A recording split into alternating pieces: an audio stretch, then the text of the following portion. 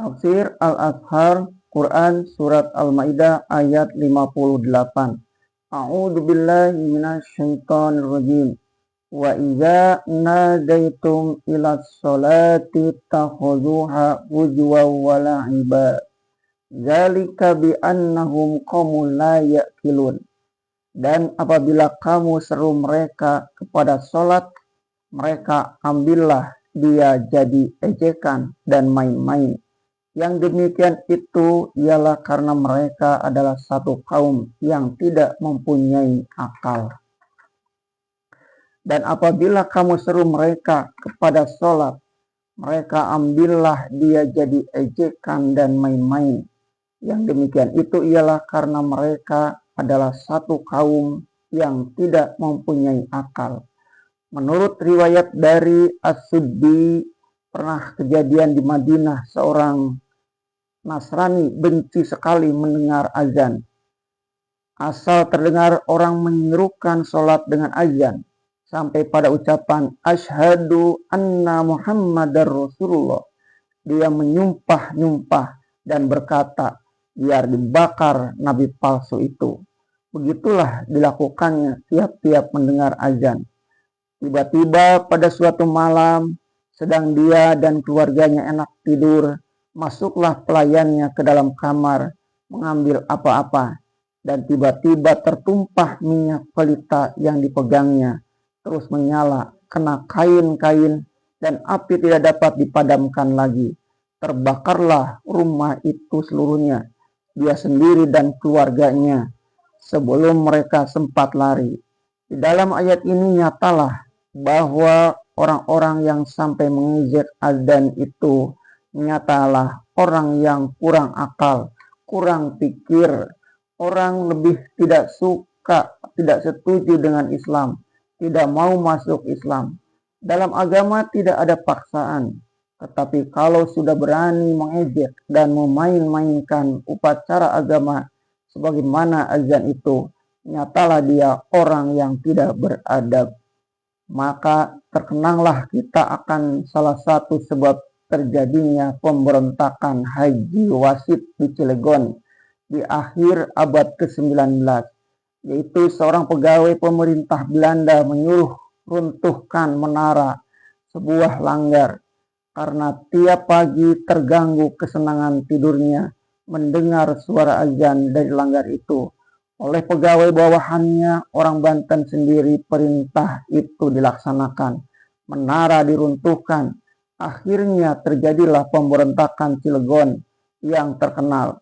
Belanda sombong dan pegawai penjilat itu habis disembelih orang. Meskipun pemberontakan itu dapat dibasmi, namun salah satu sebabnya ialah kekurangan akal Belanda tadi memikirkan akibat perbuatannya.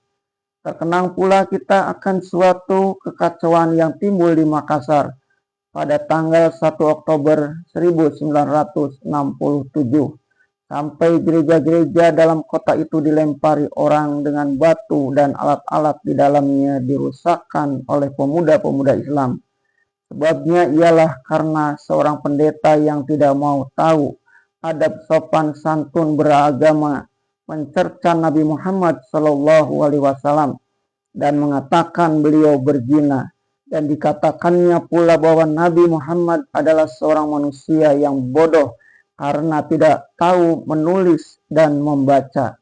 Niscaya pemuda-pemuda Islam di Makassar marah sampai gereja-gereja itu dirusakkan dan ada yang sampai dihancurkan. Maka berkoak-koaklah orang-orang Kristen seluruh Indonesia meminta tolong, meminta SOS ke seluruh dunia Kristen, karena bangsa Indonesia yang memeluk agama Islam tidak mengenal toleransi. Maksud mereka dengan toleransi adalah apabila umat Islam berdiam diri saja jika rasa keagamaannya disentuh, dan tidak mereka salahkan seorang penganutnya sendiri yang telah mencapai kedudukan pendeta tetapi tidak mengenal sopan santun. Padahal sebaliknya, orang Nasrani pun banyak tertarik untuk mendengarkan suara azan yang merdu. Penulis teringat di Padang Panjang kira-kira tahun 1912. Seorang sersan Ambon tiap senja berjalan-jalan ke muka surau jembatan besi di Padang Panjang karena dirayu oleh suara azan. Lama-lama dia datang ke masjid dan menyatakan dirinya ingin memeluk Islam karena suara azan amat merayu hatinya. Setelah ia pensiun dari serdadu, dia pun menjadi seorang Islam yang baik di tanah Pelambik Padang Panjang. Lama hal ini menjadi buah mulut orang di sana tentang pengaruh azan. Kita pun teringat pula akan kejadian pada tahun 1961, yaitu seorang gadis Cina yang telah memeluk agama Kristen menjadi sahabat dari anak perempuanku. Perasaannya yang amat halus selalu tergetar mendengarkan suara azan, sehingga suara azan itulah yang menarik hatinya buat memeluk agama Islam. Gadis itulah yang kemudian terkenal namanya dengan Maria Hayati. Sampai setelah dia mendirikan rumah tangga, suami dan beranak-anak, dia menjadi seorang muslimah yang baik.